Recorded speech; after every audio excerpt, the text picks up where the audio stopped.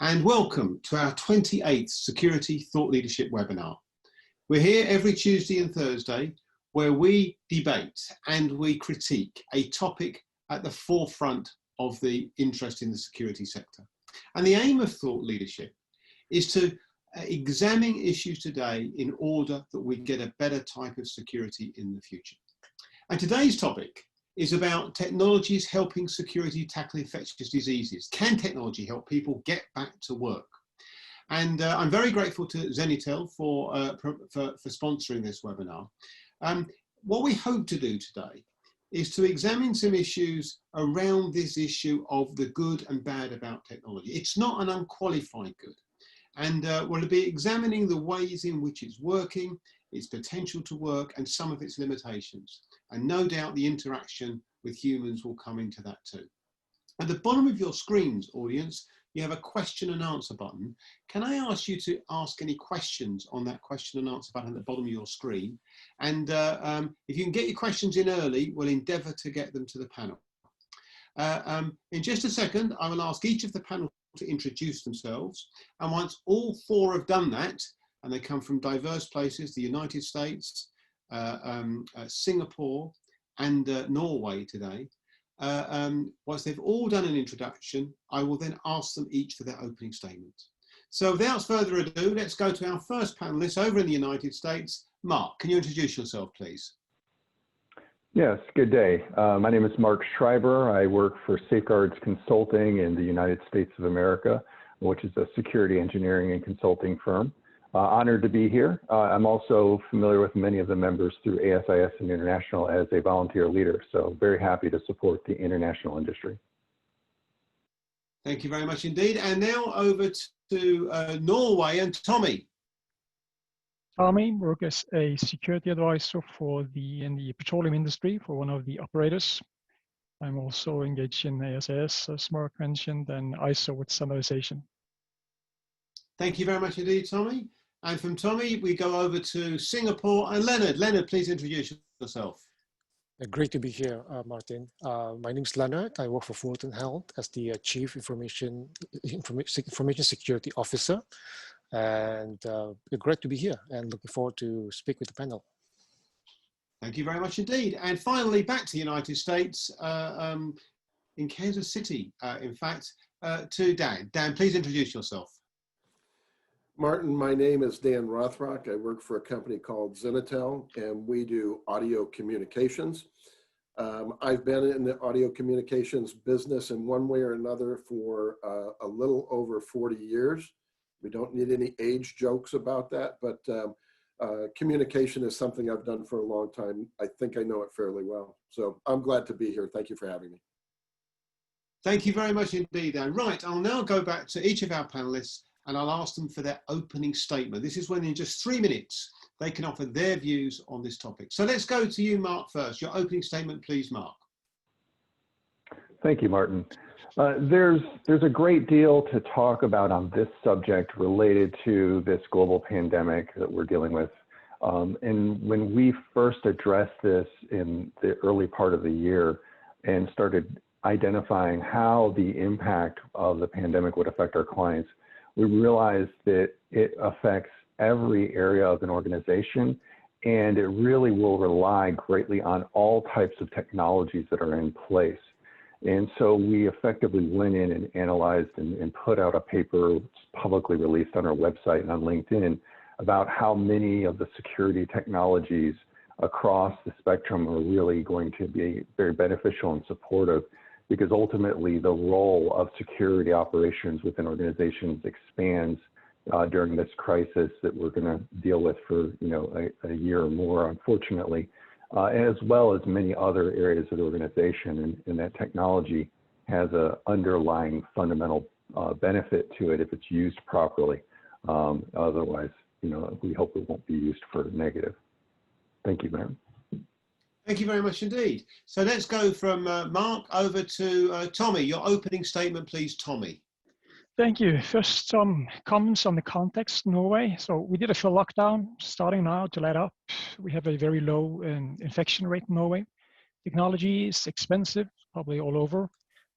And the majorities of companies are small, medium We have a lower threat on sort of traditional security, physical security, high to very high on cyber, and we're a highly digitalized society. Small amount of people, 5.3 million, and in general, low on security maturity in Norway. And right now we're about, I think, 8,800 people who's been affected, so it's quite low compared to many other countries. So what I think is that the COVID situation has provided us, security people, with an ample opportunity to show our worth as business enablers, partners, sort of to ensure or provide business with the opportunity to be productive. I think it gives us an opportunity to show that we have an added value besides security risk mitigation. So one common denominator for security and the COVID is the high degree of uncertainty. And I think the threat has shown to be dynamic, evolving. We have very little knowledge about it. Some would probably disagree. How it works in many ways similar to the security risk. So as security professionals, we used to work in an environment characterized by a high degree of uncertainty. So the systematic approach to risk identification and mitigation is similar. I think the measure functions like detect, delay, deny, we can use them and they're fit for the task. And I guess one special advantage that we have in the petroleum industry is that most companies, not all, but the emergency preparedness and security, they're either the same unit or closely related. That's an advantage with the response. So most of us would categorize the COVID situation as a safety risk, not necessarily a security risk. So it's probably not included in the security risk assessment. And therefore the security measures were not designed to mitigate the COVID situation. So initially right now, we have to work with the technology, the measures that we have. And as security professionals, we tend to look at this from a asset protection perspective. So with the COVID situation, we want to use the technology that was intended for security purpose to either sort of deter, detect, delay, or respond to a safety situation. So the first question is, I think is, are there any legal issues, ethical issues, privacy issues with this? And for sort of the question we ask is, can it help? Yes, I think security can help us and facilitate a safer, secure return of workforce. However, we are still there that technology need human intervention and response. So both when we change how we use the technology from a security to safety threat, and if we implement new technology, we have to remember to assess what this means for the human element. Training, procedures, and so on. So last point, very short, I think we need to take a risk management approach to this. You need to identify the risk reducing measures, if that's your strategy. And maybe then you either avoid buying something that you don't need, or sort of the opposite of that. Thank you. Tommy, thank you very much indeed. Interesting points. I'm sure we'll come back to some of those points as well, Tommy. Let's go over to Singapore. And Leonard Ware, Singapore, they seem to know a bit about technology. Leonard, your opening statement, please. Yes, thank you, Martin. So as probably we know that Singapore has a population about close to 6 million people, and we had about close to 44,000 cases of COVID-19, out of which there are about 5,650 still active cases. In the recent days, we have averaging about 200 new cases on a daily basis. So, and we had some kind of a lockdown, but we call circuit breaker for the past 2 months, and we have just entered the second phase. And if you look at this, COVID-19 has really challenged everything. It challenges the business model, it challenges our protection plan, our crisis management plan, our BCP and disaster recovery plan. It challenges everything because we have not prepared for this. And I think it's quite interesting that while we don't have a solution against COVID-19, but the world has to go on. Our life has to go on. Otherwise, then there will be a major economic impact from what we already have now. So I think this is where technology has a really good value and opportunity to help us to get back to our life in any ways that we can. And I think this is where we're going to discuss about this. Thank you, Martin. Thank you very much indeed. And I'm sure we'll come back to those, Leonard, as well. And finally, your opening statement, please, Dan.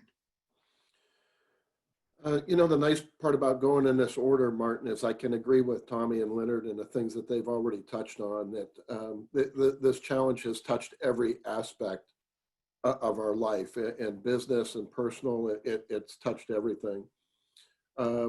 One of the reasons that I'm here today is that I'm responsible. I was the one responsible in our organization for moving everybody out of our buildings and making sure that things were taken care of so that we could go in lockdown and we could work from home. Now I'm faced with the return to work, right?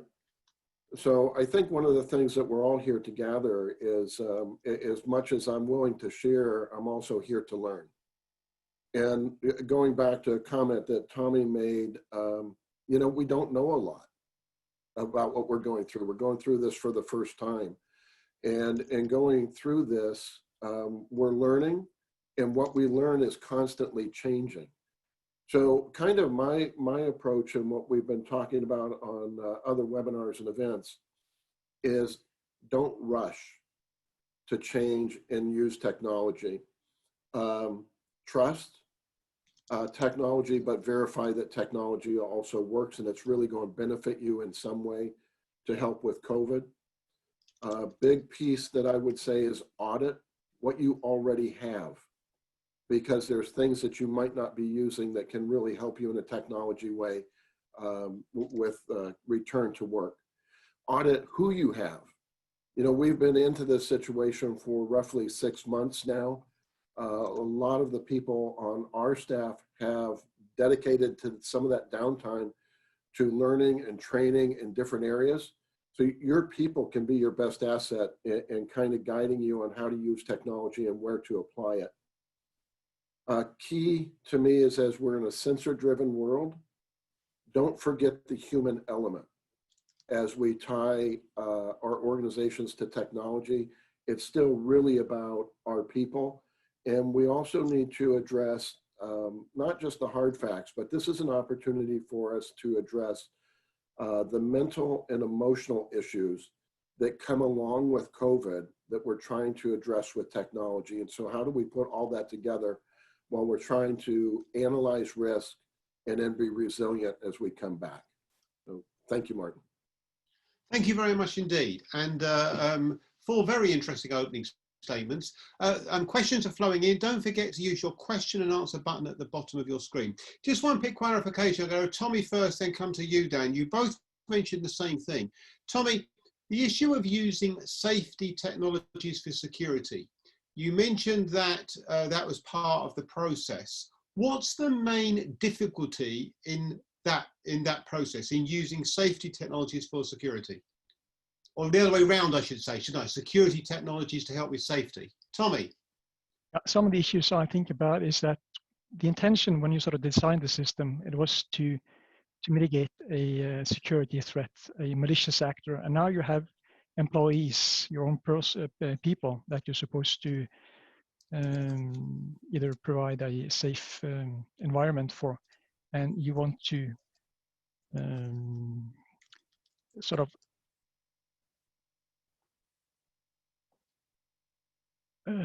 oh, I just lost it. Sorry. Okay. Just back to the point I'm just trying to make is that security is about mitigating threats. Safety is about making people feel safe.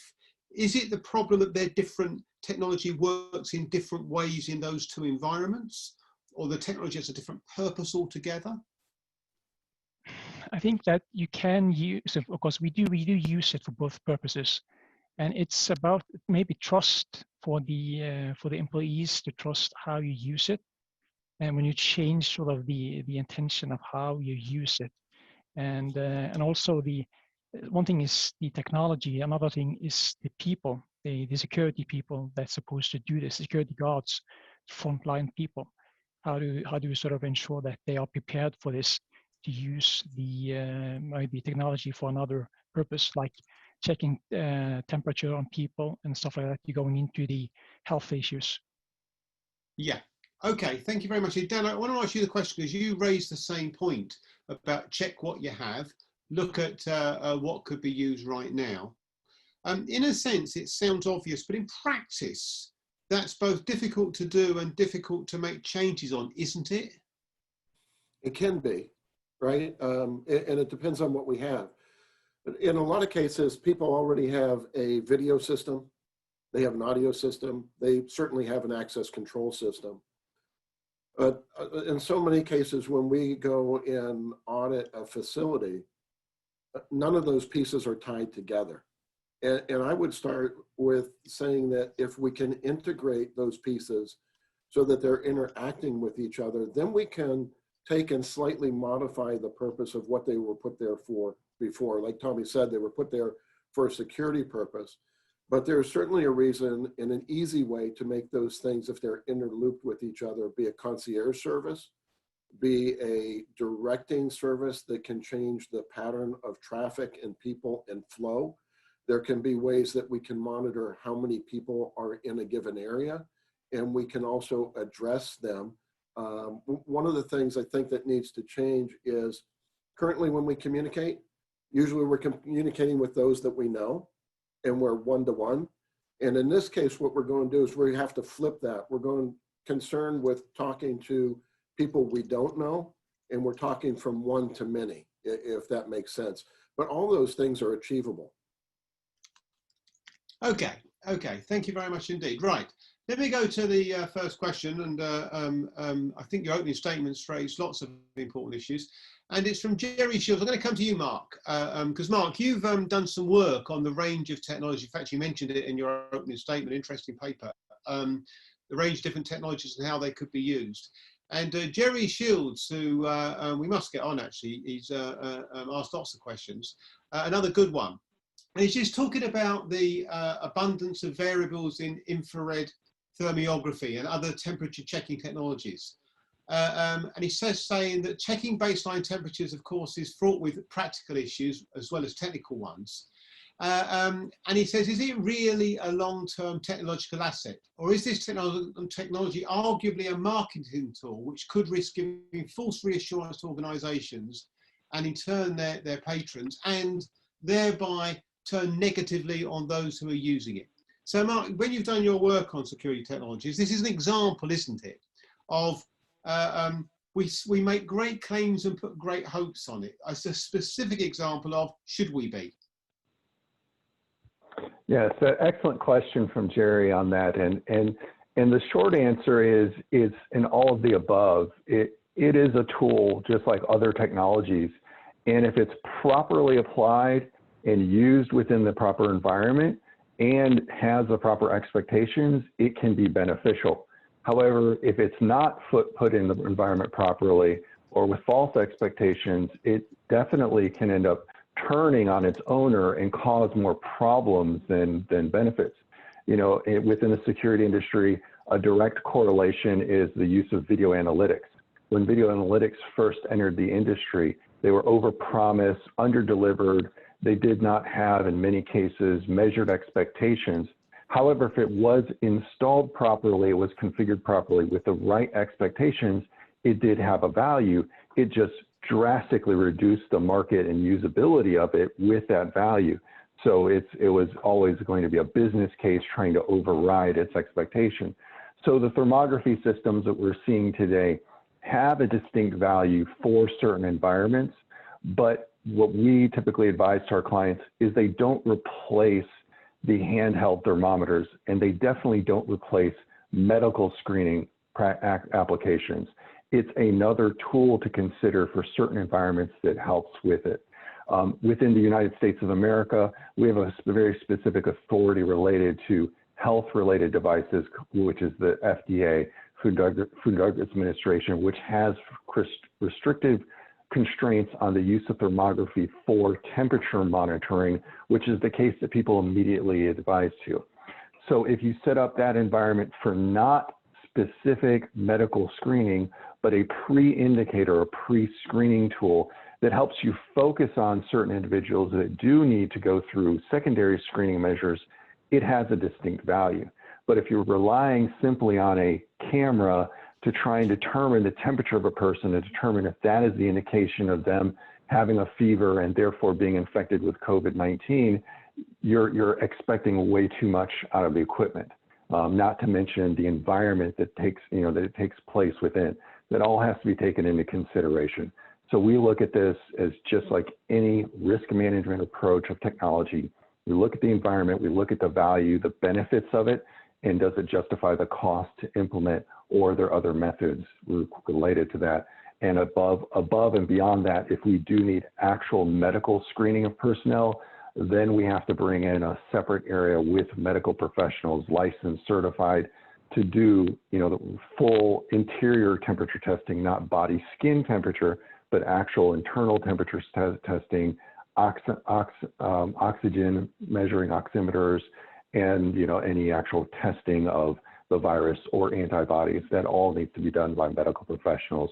Obviously, different authorities, different countries have their own legislation, but if you take with that general approach, you're most likely going to do the best help.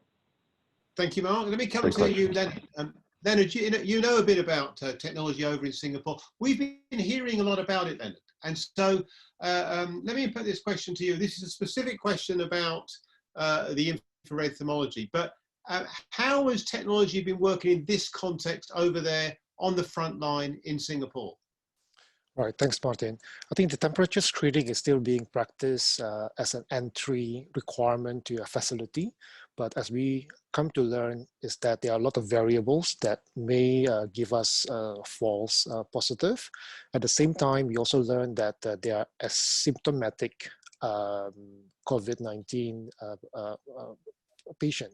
So they may not be having a temperature that will hit as an alarm, but they are in fact carrying the virus. So we came to learn that a single technology will not be able to give us a good result. Therefore, there are about 3 technologies that we put together, being practiced and implemented in all places.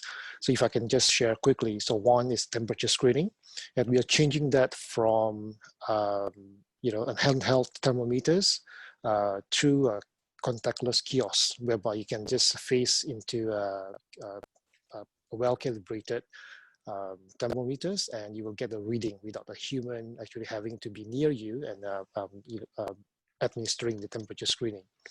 And secondly, the use of a mobile application, what we call Trace Together. And in this particular application, which is developed by Singapore government, it allows us to track who have we come contact with. And if any of that person that we have come contact with, let's say in the elevator, in the lobby of a building, when in the restaurant we're having lunch, then if any of those person has been confirmed as a positive COVID-19 patients, then we will get notified as a precautions, whereby that particular individual could be asked to go for a screening. And the third point is what we call the safe entry. And each of the facilities will have a barcode. And part of the entry requirement is that you have to scan that barcode into your mobile phones. You have to put in your contact number as well as your identifier numbers. And that really allows the authorities to put individuals in certain places at certain time. And if there is a confirmed individuals that's suffering from COVID-19, then they could look what other individuals that are around that area at the same time. So you get all this data from different technologies and you put them together, and it's really give you a good data to start with, who to screen, and those people with a higher risk will be detected sooner than later. And I hope that helps, Martin. It's a fantastic answer, but then let me ask you a question which Tommy raised himself. What about privacy issues and civil liberties, and are Singapore people concerned about this? Yes, I think it is a common concern worldwide. I've been reading an article in Middle East, in Australia, also in Singapore, that each of the governments in these regions are creating their own applications, contact tracing applications. And there's always a concern about if the government is tracking them. But this is where the authorities could explain and be transparent what data they are collecting. And specific to the Trace Together that is implemented in Singapore, there's only 3 data that's being collected. One is your mobile number. Second is your anonymized detail or ID, and as well as your identifier. So to me, that's really, it's nothing to do with your emails or where you are at a specific point of time. So there's a trade-off between privacy and to be able to keep you safe. And that has been a point that has been addressed as well. We must respect that balance, because if you want to have a full privacy, then no one will be able to contact you if you are possibly being encountered some COVID-19 individuals. Okay, Dan, let me come to you on this, because it's a really important issue, isn't it? I mean, this is the potential, I guess, of what technologies can do. But how would that play out in the United States? And what's your view about the use of technology to cover the need against the balance with civil liberties privacy issues? Well, you know, it's a really complicated issue. Just last night, I saw where Spain was now using drones over the beaches to do a people count and make sure that spacing was taken care of. The question of using drones over here has been something in the technology that people are asking about their privacy rights and being watched. Mark mentioned, you know, using the temperature-based cameras, and there's different departments of the government that have taken different viewpoints on that. CDC says currently it's okay. EOC says currently it's okay. But going back to what Mark's other comment was, typically taking that temperature has always been defined as a medical issue that a medical person had to address. So one of the problems that we have is, just like COVID information keeps changing, information and rules and regulations also are continuing to adjust between different departments. So it's important that you locally stay up on what is going on. I think in a lot of cases, you know, where we're using analytics, video, audio, and the associated extras that can go with it, there's a lot of things that we can do, Martin, that are just kind of common sense and are, again, a help point or a concierge service to work with COVID, that you don't have to go to the far end where you're breaking and violating somebody's privacy. Thank you very much indeed. Martin. Tommy, let me come to, sorry. Yeah, Tommy, let me come to you. Tommy. Yes.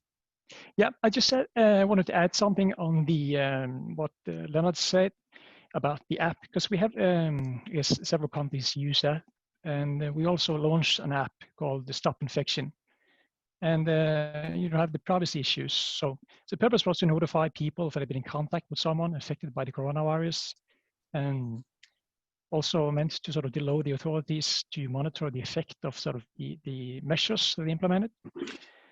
And you know, when it was launched, it was heavily criticized, but the government sort of applauded it and encouraged everybody to use it. So it was implemented. But just recently, the data authority in Norway, the data protection authority, they issued a warning due to a lack of risk assessment and possible privacy issues. Probably similar to some of the things that we raised already. So the app was possibly collecting unnecessary information, and this is, I guess, is something that's typical for all the IoTs, wearables, sort of surveillance stuff we use. It is the use of sort of collecting of unnecessary information. And I guess this is also trust issues, because you know, in Norway we have a high degree of trust, and when sort of you sort of retract the application, it I believe it reduces some of the trust that you have to do this. And this also shows the importance, I think, of legislation with regards to these kind of solutions. Yeah, I mean, Tommy, when the Data Protection Authority in Norway issued a warning about the lack of a risk assessment, did that affect Norwegian people's using the app? Were they less likely to use it as a consequence of that? Yes, I have to be a bit careful what I'm saying right now, but one article I read said that there was it wasn't as successful as they'd hoped. Very few were using it, and if that was due to this, I'm not sure, like cause and effect, but it might, of course, have something to do with it. And but then again, we talk about sort of privacy issues, and we're all using social media, Facebook, LinkedIn. We're giving away a lot of information willingly, and so I think we're getting more and more used. You have to give something to get something. That's sort of how they get us to give away.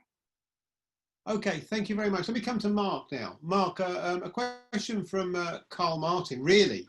Track and trace is going to be the key. Are we ready to use it and use it on a widespread basis? Let me adapt Carl's question, Mark, and summarising the points that have been raised so far. Are we ready to adopt this? There's question marks, it seems, all over the world. So that's a very loaded question. So I'll say there will definitely be certain countries, certain authorities that will be very supportive of contact tracing systems. And if you talk with the medical community, there's an extremely high value in having those systems. Leonard's example and what they're doing in Singapore is a perfect example of how that can be very beneficial if it's accepted.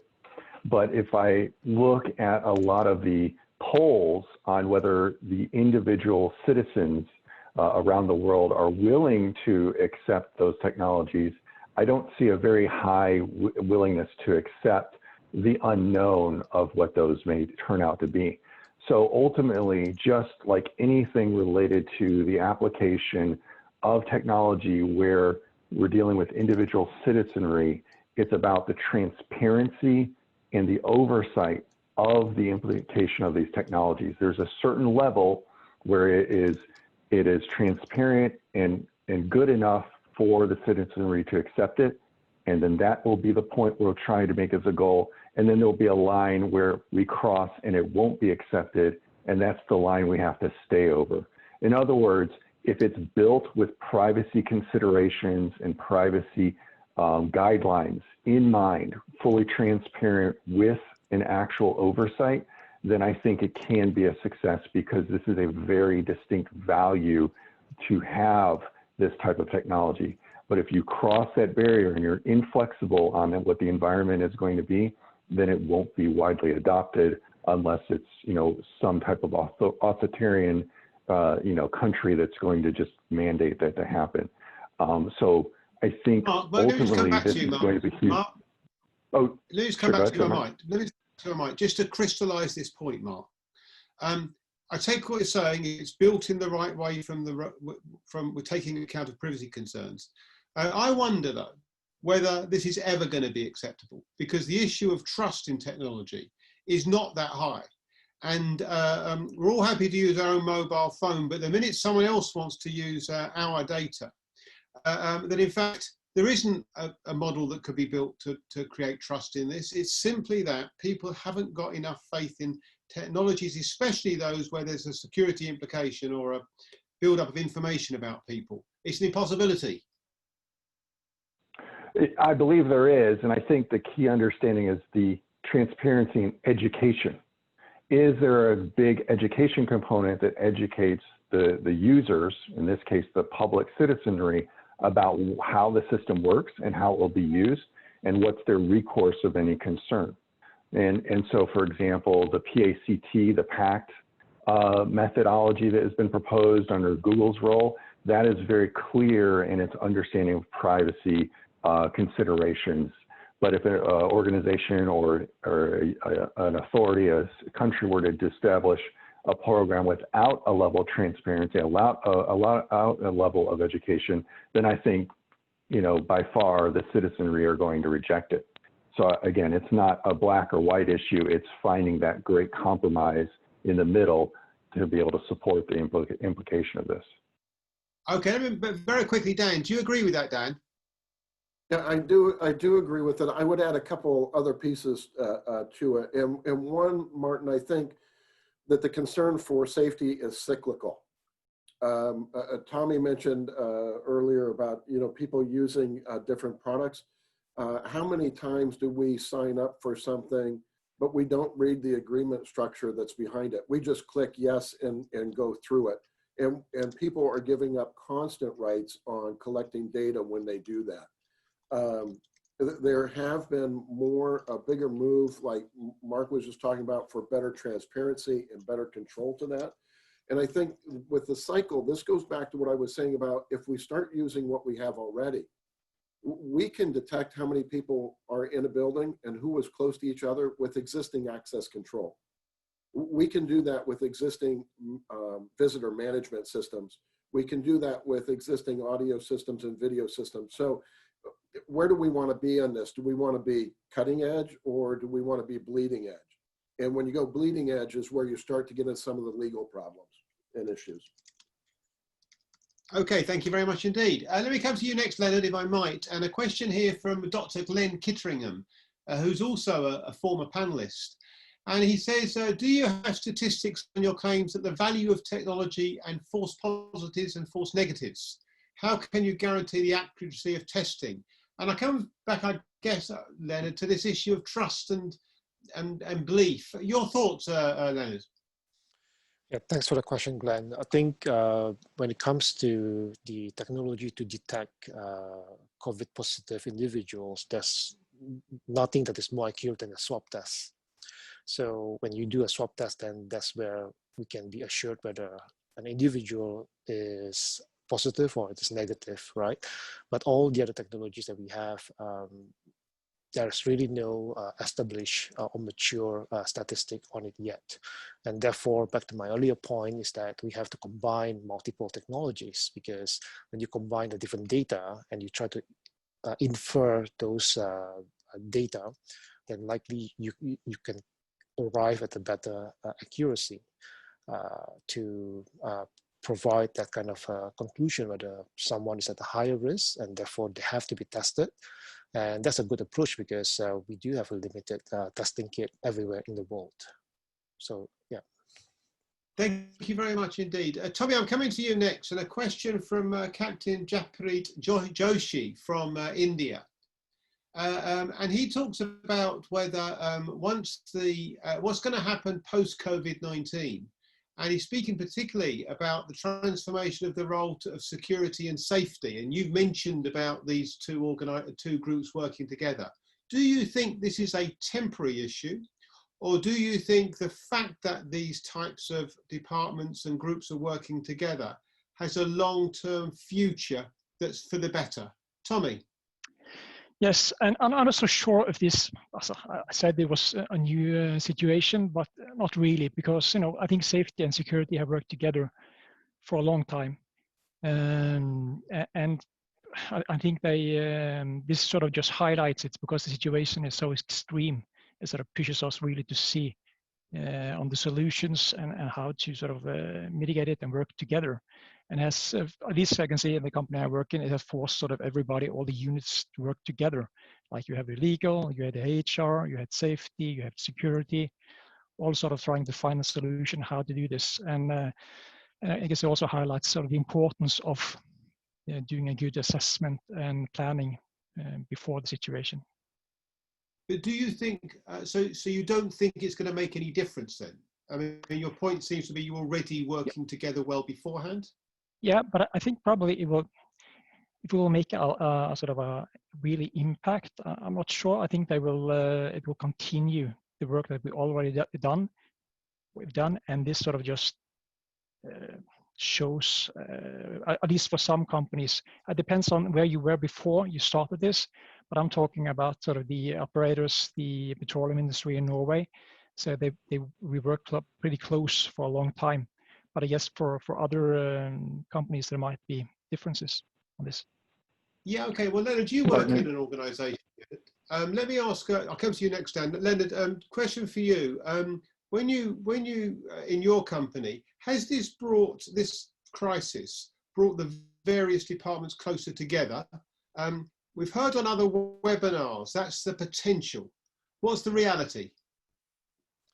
It has indeed. I mean, we have seen that the people that usually on the back office that is doing administrative work has come step forward to be on the front line and to be with the medical staff and render these services to help these situations. We also have seen whereby typically as a department like IT, that is when you need something, then you come to IT.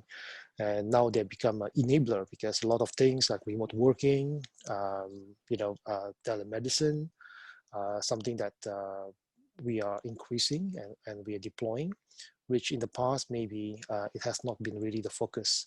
And earlier on, I mentioned about this situation has challenged a lot of business model in many industries, and this is where technology come forward that to help that adapting the existing business model or the product or services through technology adaptation. Thank you very much indeed. Incredibly, thank you so much for your questions. We're coming nearer to the end. So I'm going to ask each of my panelists if they could just sum up what their takeaway points have been from this discussion and from their views about the value of technology in terms of getting people back to work. And in particular, if you could give some, what are the main barriers to making progress here? Mark, if I could come to you for your final comments, please, just 20 seconds if you wouldn't mind, Mark. Mark Schreiber first. Sure, absolutely. And so I think the key thing to understand is you have many options, you have many different tools, many technologies to implement. I'll resonate Dan's comment. A lot of these cases, you already have this technology in place. It just needs to be updated, modified, configured to work within this pandemic environment. And so therefore, if you plan it, you configure it, you design it for the proper use, you can operationalize it and see a very distinct value. Just put in the proper time and planning to support that, and you'll see success. That's a very good option. Thank you very much indeed. Let me come next to Tommy. Tommy, your final comments, please. Just 20 seconds, if you wouldn't mind, Tommy. I think that technology alone won't solve this. So you have to remember the people. You need to remember the procedures, and I think that you can optimize the technology that you have, such as entrance access control. Tommy, thank you very much indeed. Leonard, your takeaway points, please. In particular, the main barriers to making the most of technology and getting people back to work. Leonard. Yes, 2 points. First point is really about assessing what you have defined earlier part of the year. That wouldn't perhaps 100% relevant anymore. You should adjust your priorities due to the current situations. And secondly, with the economic downturn, it is very tempting to cut a lot of budget, especially on technology deployment or operation costs. But I would beg to differ that this is the best time to invest in technology because it can transform and adapt your product and services and to help you in digital transformations. Thank you, Martin. Thank you very much, Len. And finally, it seems only right, Dan, to leave the final comment to you. So let me do that. Dan, your final comments in just 20 seconds, if you wouldn't mind. Sure. I think the couple quick takeaways. First was trust was talked about, people being comfortable. We're talking about technology, but never forget the human element is really what we're trying to address and take care of. Communication on all levels is key for people to be comfortable and to build and establish trust. So I would say, yes, use technology, but keep always forefront the human element. Dan, thank you. Well, thank you very much indeed to all my panel. Incredibly, we've come to the end of our 45 minutes. And as you know, on these webinars, we hold it very tight. My very grateful thanks to Zenitel for sponsoring this and for playing such a key role in bringing it. I must admit, I learned a lot from that and some really, really insightful points about some of the realities in bringing technology to the forefront, some of the realities about making it work.